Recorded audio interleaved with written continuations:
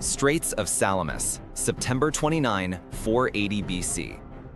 The sea itself is screaming. Wood splinters with cannon-shot cracks as a bronze ram, slick with brine and blood, punches through the hull of a Persian bireme.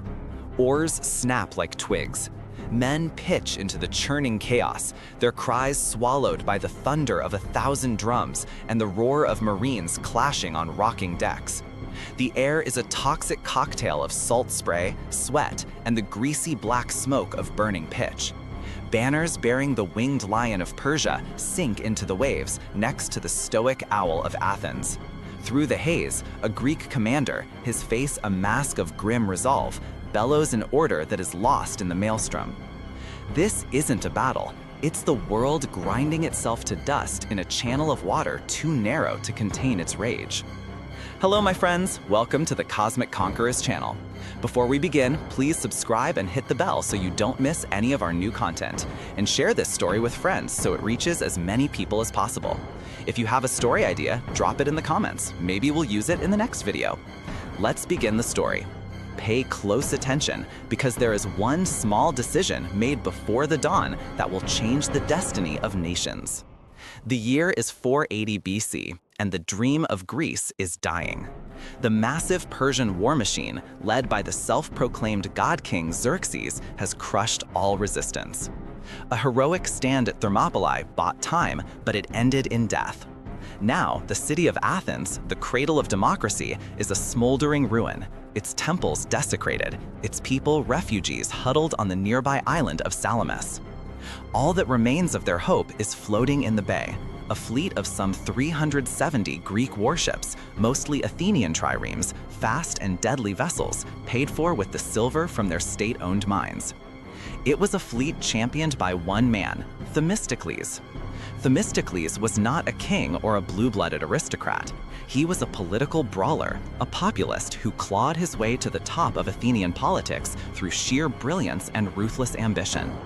Years before Xerxes ever crossed the Hellespont, Themistocles had convinced his fellow citizens to invest their silver not in handouts, but in building a wooden wall of ships, foreseeing that the real threat to Athens would come from the sea.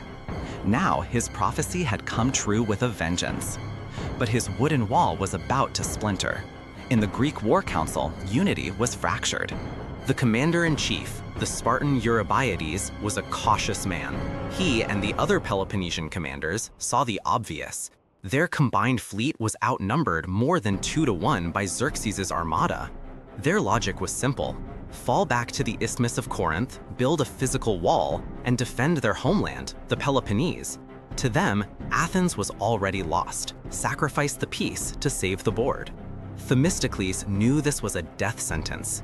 In the open seas, the larger, heavier Persian ships would encircle and annihilate their smaller fleet. Their only chance was here, in the narrow straits between Salamis and the mainland, where the Persian numbers would count for nothing, where their vast fleet would get tangled up in its own immensity. He argued, he pleaded, he raged. He reminded the council that the Athenian ships were the backbone of the navy. If they retreated, Athens would take its ships and its people and sail away to found a new city in Evely, leaving the rest of Greece to its fate. It was pure political blackmail, and it worked for a moment. But fear is a powerful corrosive. The whispers to retreat grew louder. What would you have done as the commander in his boots? Trust the charismatic Athenian gambler, or follow the cautious Spartan's logic? Let us know in the comments. With his alliance on the verge of collapse, Themistocles made the most audacious gamble of his life. He summoned his most trusted servant, a man named Sisinus, and under the cloak of deepest night, sent him to the enemy. Sisinus, rowing a small skiff, delivered a secret message to Xerxes himself. The message was a masterpiece of deception. It claimed Themistocles was a secret sympathizer to the Persian cause, that the Greeks were paralyzed by infighting and planned to flee under cover of darkness. It urged Xerxes to block the straits and attack at dawn to capture the entire Greek force in one fell swoop. It was the exact bait Xerxes' arrogant, victory-hungry mind was primed to take. Why wouldn't it be true?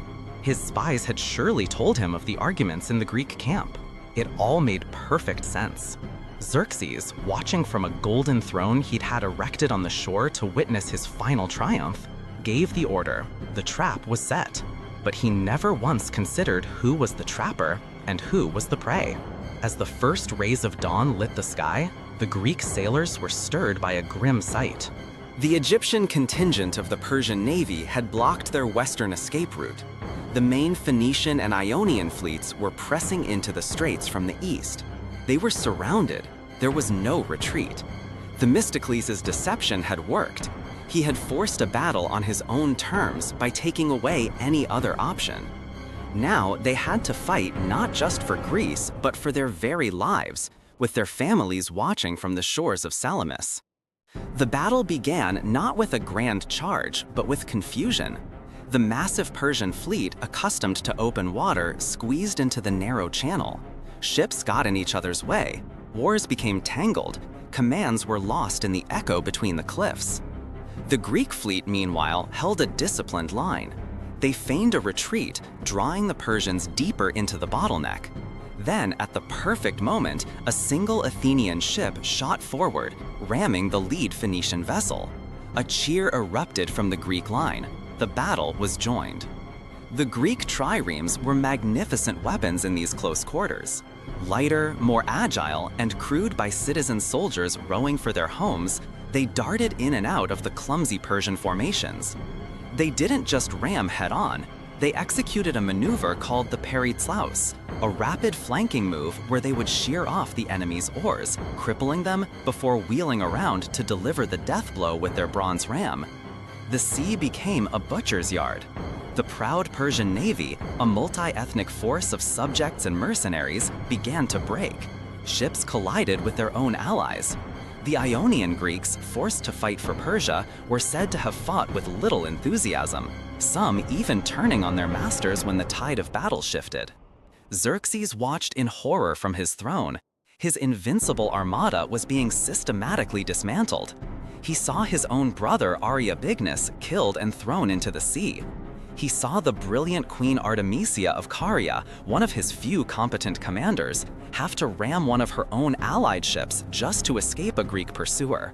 A move so bold, the Greeks gave up the chase, and Xerxes ironically remarked, "My men have become women, and my women men."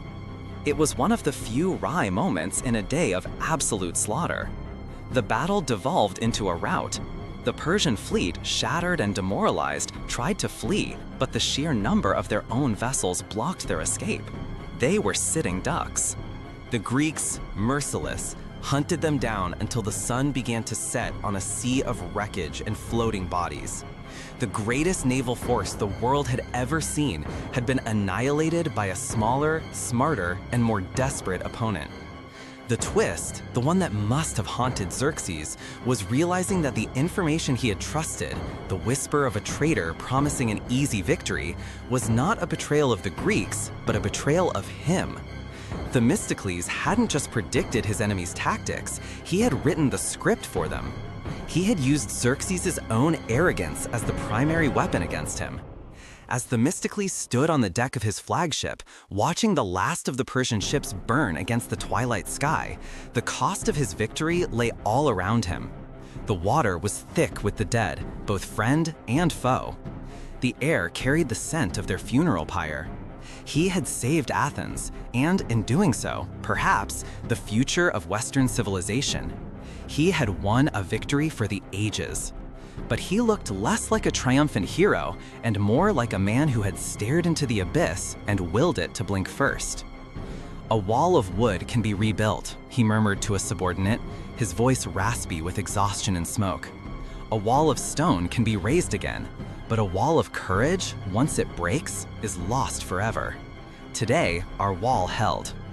But on the horizon, a lone Persian ship, limping toward Asia, carried word not just of defeat, but of a king's wounded pride, a pride that would never truly heal. Who do you think bore the true guilt for this day? The ambitious Xerxes or the deceptive Themistocles who engineered the slaughter? And was his gambit an act of patriotic genius or reckless endangerment? Tell us what you think. And with that, we've reached the end of the story. But stories don't end here. If you liked this one, don't forget to like and subscribe to the channel so you don't miss any new stories. And if something caught your attention, leave it in the comments and let's discuss it together. I'll be waiting for your opinions. See you in the next story. Goodbye.